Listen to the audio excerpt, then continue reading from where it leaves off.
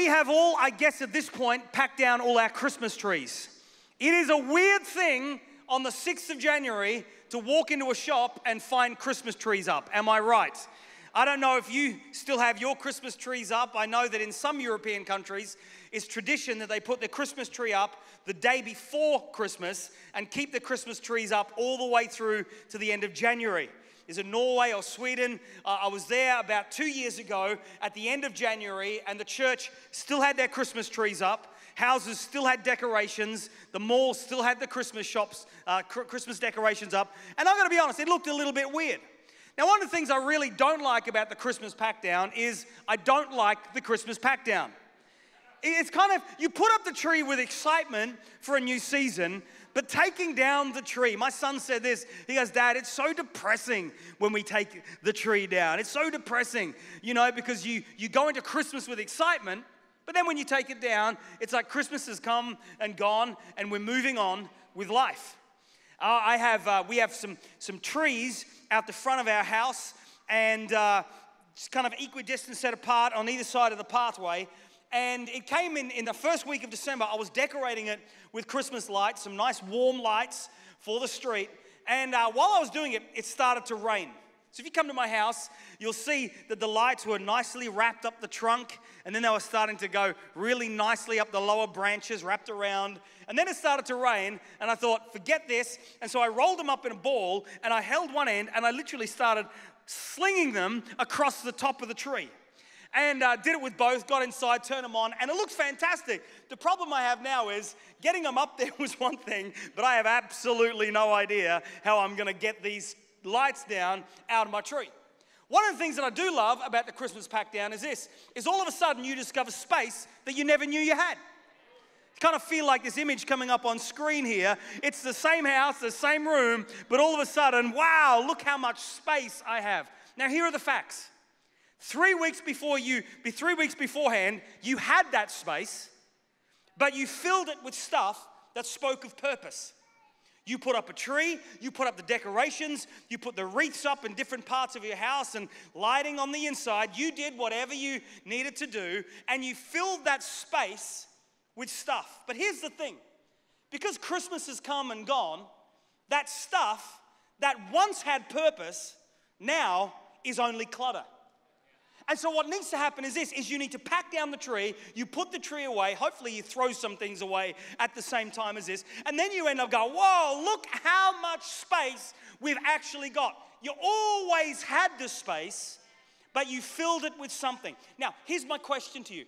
What in your life at the start of this new year once had purpose, but is now simply clutter?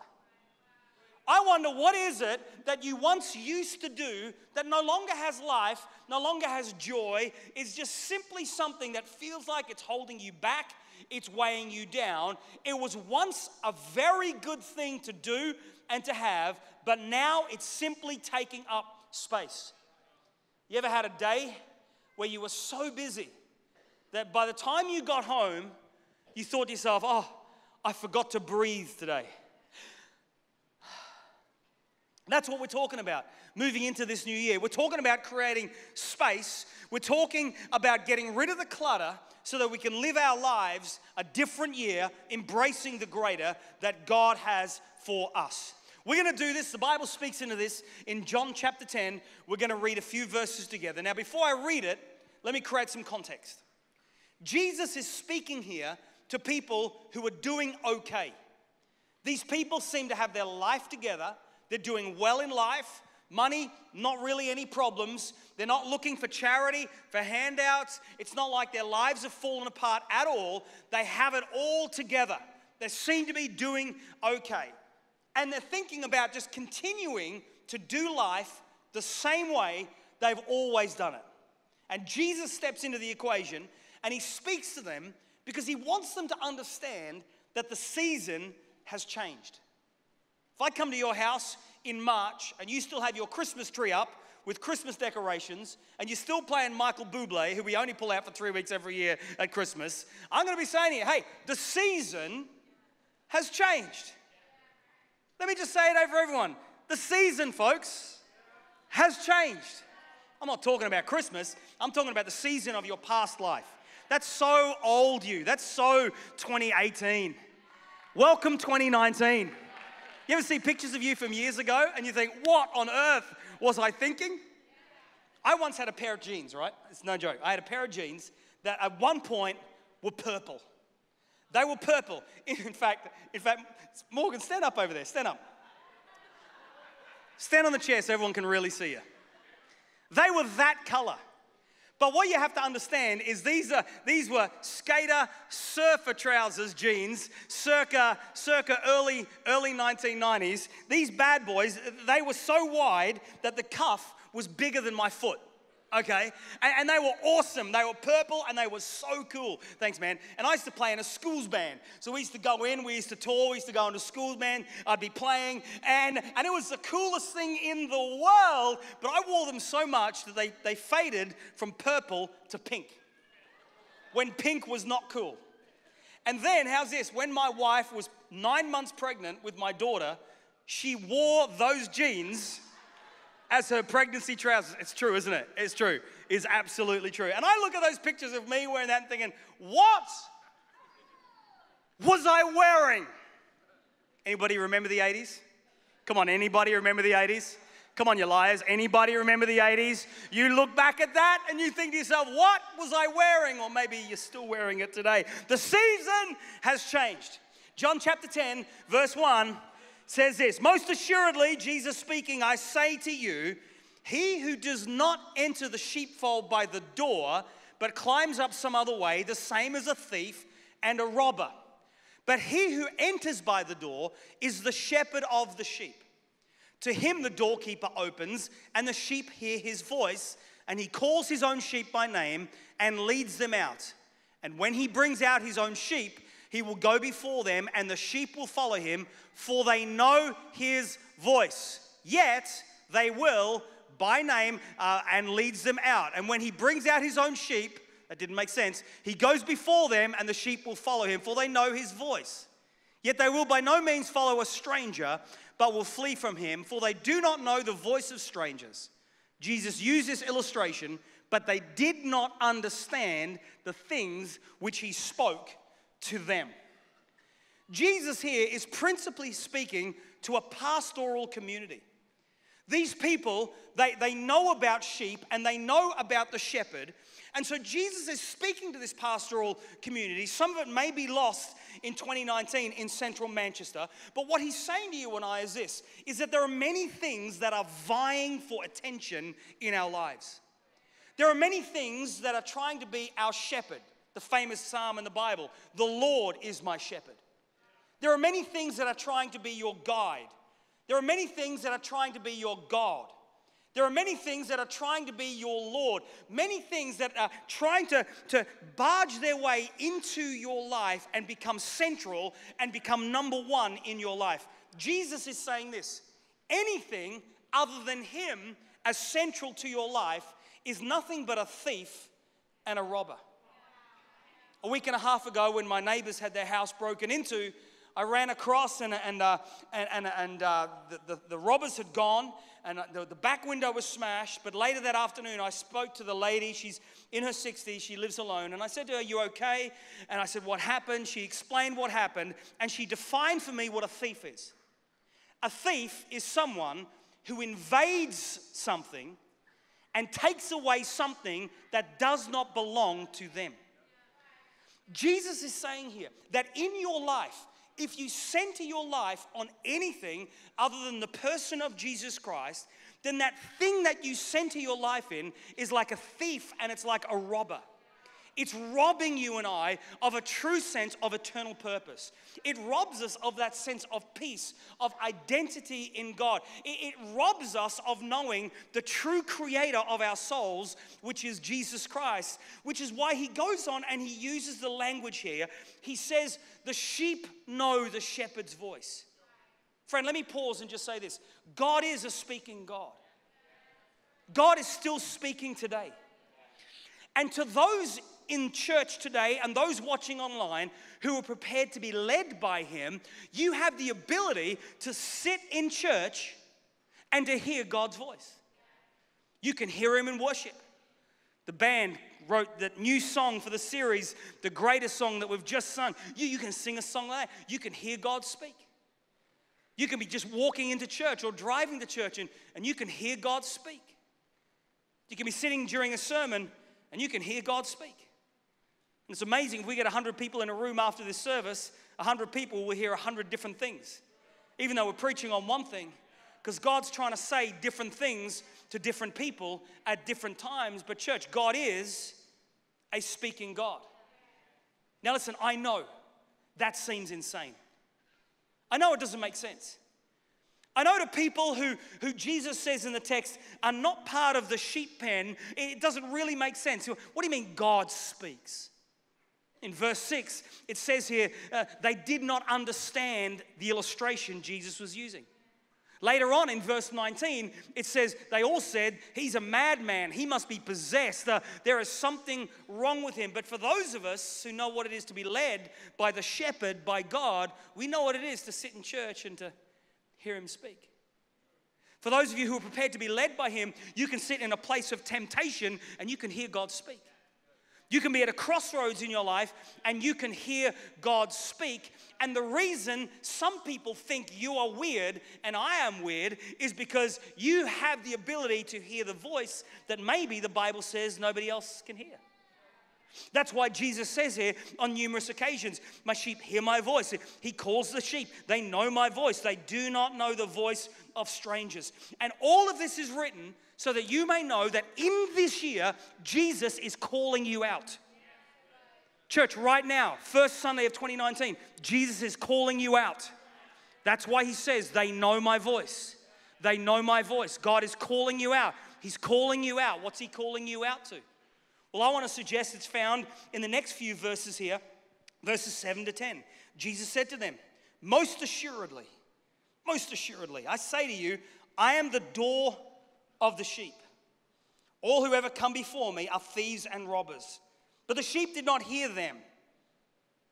I am the door. If anyone enters by me, he will be saved and will go in and out and find pasture. The thief does not come except to steal and to kill and to destroy, but I have come that they, that's you, may have life and that you may have it more abundantly. The famous passage, John 10:10, the thief comes to steal, kill, and destroy, but Jesus has come that you might have life and have life more abundantly. Now, either Jesus is an absolute liar or he's telling the truth. Is he saying to us here that he's come to give you life more abundantly for the 3 hours that it takes you to get up, to get to church, to do church, and to get home? Or is he talking about your 24/7? In your 24/7, I have come that you might have life and have life to the full. Because I want to suggest that God this year is calling every single one of us out to something greater. Which is why he says, I've come that you might have life and life to the full. Friend, this is not just talking about eternity. It's talking about now. That there is an abundance in God that can be found now that you cannot find anywhere else. You can't find it in social media status. You can't find it through relationships on the horizontal level. You can't find it through effort, through promotion. It can only be found through Jesus Christ. 1 Corinthians chapter 2 verse 9 says this, no eye has seen, no ear has heard, no mind has even conceived what God has in store for those who love him. Ephesians 3:20 says he's able to do more than we can ask, think, or imagine. Friend, this year, make no mistake, God is calling you out to something greater. Can I just say this, that this time last year, he was calling you out to something greater. The question is this, are we listening? That greater. He's got something greater. Oh, 2018 is so old hat. All those emotions, all that thinking, all those fearings and those feelings and those ups and downs, that's so last season. The Bible says his mercies are new every morning. Great is his faithfulness. So at the start of this year, he's calling your business, your marriage, your children, your focus, your money, your investments, your effort, your career. He's calling you out into something greater. The question is this, are we listening? Now let me define irony for you just for a moment. Because I think that the devil has got a very good PR agency. I really think he does. Because somehow society at large, not you guys, because you're perfect, but definitely the 10 o'clock crowd, society at large thinks that the devil is the party animal and God is out to kill the fun. You kind of see it in the movies where I'll see you in hell. Yeah, it's going to be a great party. Ha, ha, ha, ha. Because we know that the devil is all about fun and God is all about just being holy. Can't smile, can't laugh, can't do anything. You can't smoke, drink, chew, and hang with those who do. You know what I mean? That's the kind of image that society has in God, which is absolutely and categorically a pile of... It's not true. So let me give you 4 facts about God. This God who's calling you into greater. 4 facts about God as he calls you into abundance. 4 things that I want to put straight here right now. Fact number one is this. God invented party. Did you hear me? God invented party. Party was God's idea. In Leviticus 23, the Bible talks about 7 parties. Now, there's a theological word. It's called feasts. But make no mistake, the modern day term is a party. Because they would gather. Now, listen, a good party in Manchester starts, 11 o'clock tonight, finishes at 4 o'clock in the morning. People wake up wondering what they got up to. Where were they? They think it was good. They can't really remember. Got a headache, spent all that money on that alcohol, threw it up. Hey, that's a great idea. Why don't I spend my money to throw it up? It makes good sense to me. And that's a great party. God's parties in the Bible, baby, went for 7 days. Oh, you didn't hear me, did you? You go to Mallorca once a year for a party. God orchestrated 7 parties yearly for his people where there was music, there was wine, there was song, there was dance, there was people. If you don't think God is a God of party, you're reading the wrong book. Are you hearing me, folks? God is the God of party. Now, don't email me. Email God if you have problems with this. Leviticus 23. We have in Leviticus 23, we have the Feast of Passover, the Feast of Unleavened Bread, the Feast of First Fruits, the Feast of Pentecost, the Feast of Trumpets, the Feast of Atonements, and the Feast of Tabernacles. All parties designed by God. Now, the religious people hate this. Not really. Yeah, really. God invented party. Fact number 2 about this God who's calling you into greater and abundance, just trying to fix up the PR scandal, Christ, that we got, is this. Number 2, sex was God's idea. Ooh, deathly hush. I forgot I wasn't in English church. If this was America, everybody would be like, yeah! God's plan, first chapter, first book of the Bible, first couple. He says, the plan is this, guys. Make babies. Am I right? Now, come on, don't go all English. You're audacious. Am I right? Now, when I last checked, there's only one way to make babies. Now, I know science has got involved of late, but you still need 2 things from 2 different people in order for... You know what I'm talking about? 4 of you know. Okay, if you need to have a conversation about this, Pastor Joel Weaver will be out there later. You can talk to him about it. Sex is God's idea. I mean, he talks about it. I mean, the Bible is full of it. It's literally everywhere. Sex is everywhere. There's a book in the Bible called the Canticles, Song of Songs, Song of Solomon's, Canticles, and it's all about romance and it's all about sex. Did you know in some convents and monasteries around the world, the Song of Solomon's, the Canticles, were taken out so that single men and women could not read Song of Solomon's because it was considered too sexually explicit. It's a book in the Bible, folks. Don't tell me God's a killjoy. He made it. Pause, awkward silence. Pastor Glyn's talking about sex. It's probably more embarrassing for my kids for me to talk about it, but anyway. Third thing is this. Music was made in heaven. Ezekiel 28. In Ezekiel 28, the great archangel was created with instruments and the ability to play music. I think in Ezekiel 28 talks about timbrels and other such things that the archangel at that point was created with. So there was music in heaven. And the 4th thing is this. You're going to love this. Don't email me. It's in the Bible. Alcohol was a miracle. John chapter 2, baby. Jesus goes to a party. Hang on a minute. Jesus went to a party? Yeah. And they came and said, Jesus, we got no wine. Jesus said, what you talking about, Willis? This is a disaster. The first miracle Jesus ever did was turning water into wine. Now, however you read it, wine is still wine. He turned water into wine. Now, here's where things get lost in translation. Everyone looking at me now? Everyone look at me. This is where things get lost in translation. We want to do these things our way.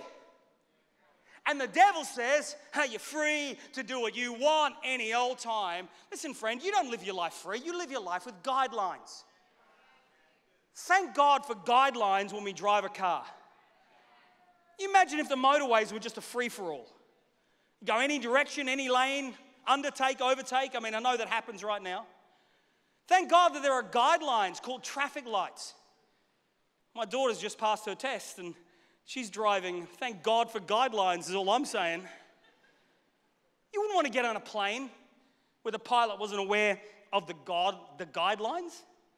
Wonder what this button does. Dive. You know what I mean?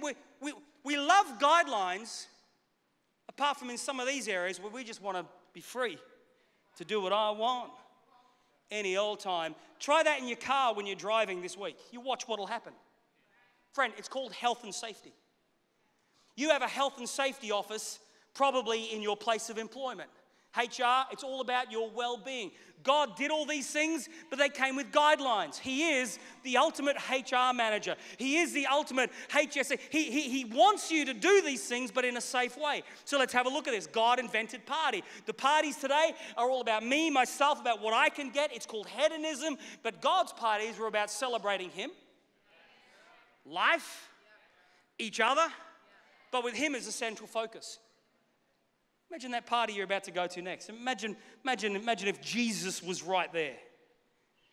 I wonder how that would change the way that party looks for you, what you do. Because, by the way, He is there. Just thought I'd leave that with you. Sex was God's idea. He says, have sex, have lots of sex, but there are guidelines. Don't email me, email God. The guidelines are this: man and a woman in marriage. That's what He says. And He does that for our safety, for our well-being. Thirdly, music's made in heaven. Music, what should our music be? I reckon uplifting. I know that's subjective. But you know, over the Christmas season, there was a modern Christmas carol that has been in the news. They're talking about maybe no longer playing it in the radios because it's all about a man trying to get a woman to stay so he can have sex with her and different things like that. And there's a big uproar about it. And it's the Me Too campaign and all these sorts of things. Listen, I would suggest, what about if that was just the way we were with music in general? Have music and listen to music that wasn't denigrating to women or men, didn't condone and endorse violence, just songs about life. That's the guideline heaven gives. And alcohol was a miracle. It was. The only thing God says about the alcohol is this: is don't get drunk. Why? It's a guideline. Why? The reason God says it is this, is because drunkenness is a gateway that causes you to end up in places you don't know where you are, you don't know what's going on, you're not in control of your faculties. And friend, I want to say, anything that takes you out of control of your faculties is a danger. So it comes with guidelines. So Jesus is calling you out. He's calling you to something greater. And I close with this part of the passage. Verse 11, it says this. Jesus says, I am the good shepherd. Look at this. The good shepherd lays down his life for the sheep. The hired hand is not the shepherd and does not own the sheep. So when the hired hand sees the wolf coming, he abandons the sheep and runs away. Then the wolf attacks the flock and scatters it. The man runs away because he is a hired hand and cares nothing for the sheep. I am the good shepherd. I know my sheep, and my sheep know me, just as the Father knows me. And I know the Father, and I lay my life down for the sheep. I lay down my life. I have other sheep that are not yet of this sheep pen. I must bring them also. They too will listen to my voice, and there shall be one flock and one shepherd. The reason my Father loves me is that I lay down my life, only to take it up again. No one takes it from me, but I lay it down of my own accord. I have authority to lay it down and authority to take it up again.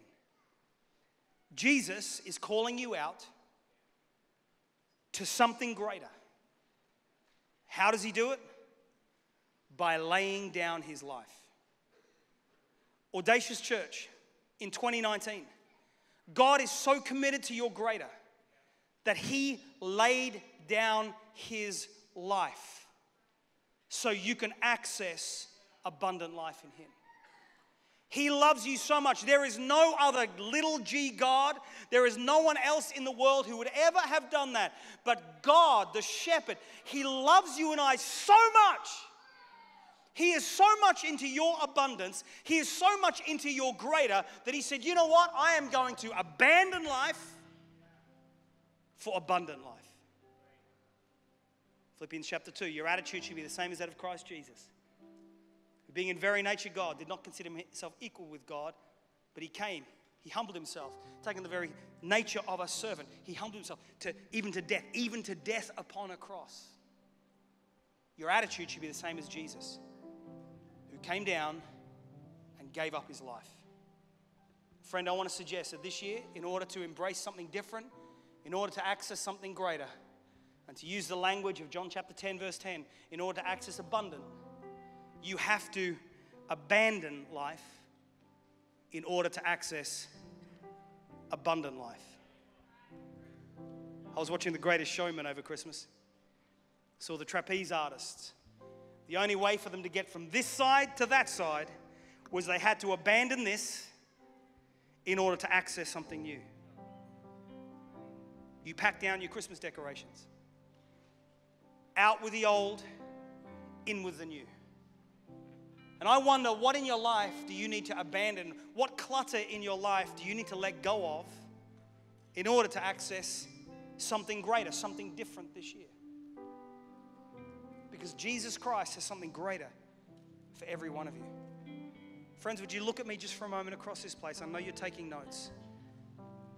But I sense the Spirit of God speaking to me just then. Some of you need to let go of disappointment. You're kind of saying, well, Glyn, it's kind of the start of the year. I knew you were going to speak an upbeat message kind of like this. I've had lots of New Years in church. You're saying that life is what it is. Life is tough. Life's disappointing. Friend, let go to embrace something new. You know God, you know church. There's still something greater. This is not it. We start our new building later on this year. We break ground out the front in the car park. Why? Because we realize this is not it. There is something greater.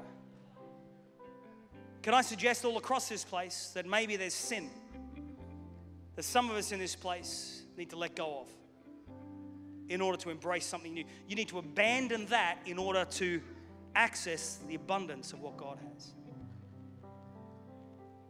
Maybe there's a relationship that just you know that when it's just you in your mind, in bed, thinking about your life, you know, I've got to let go of that.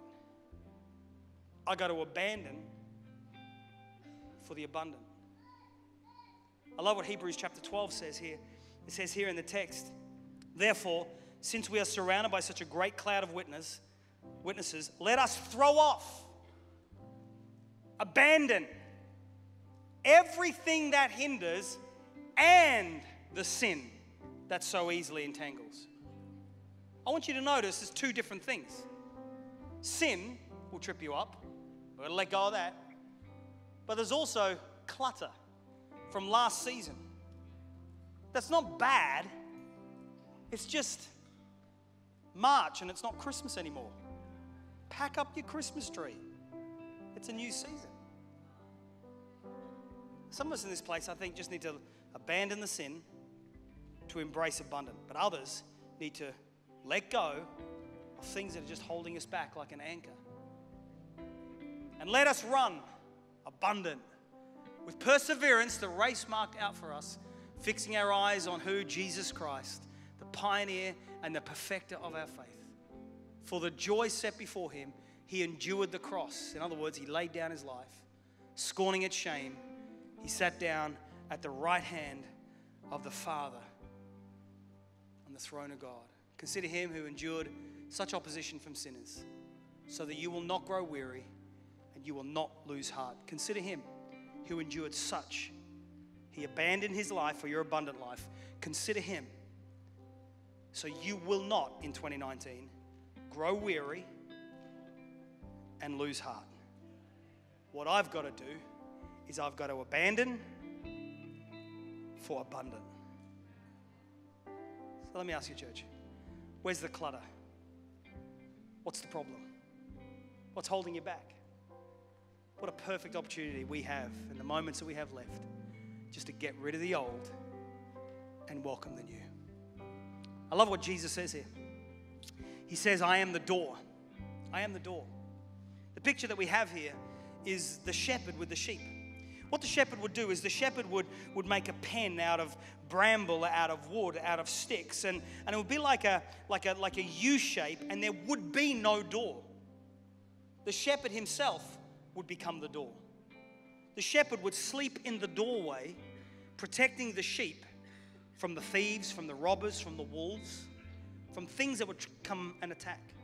That's why Jesus said in the first passage we read, anyone who comes in other than the door is just a thief or a robber. But Jesus says, I am the door. He says here in John 10:10, if you come through me, I will give you life and life to the full. He is the door. Friend, he is the door this year to abundant life. He is the door to greater living. You ever imagine life without doors? And how cold would that be? I find myself saying to my son the same words my mum always said to me, were you born in a barn? As he decides to go out to ride his bicycle. It's -2 outside, he can ride his bicycle. But why, on God's holy hill, would he leave the front door wide open? I've just spent 90 quid heating the house for a day. And now all the cold air. Were you born in a barn, son? He's the door. He's the door. He is the door to abundant life. Now, I want to say this. Abundant life does not mean more stuff. Abundant life, it's not a new car or a new house or a new wife or a new husband or new things. That's not what the Bible talks about when it talks about abundant living. Stuff. See, the thing is this, the more stuff you have, the more worried you are about thieves and robbers. Years ago, I preached a message about stuff.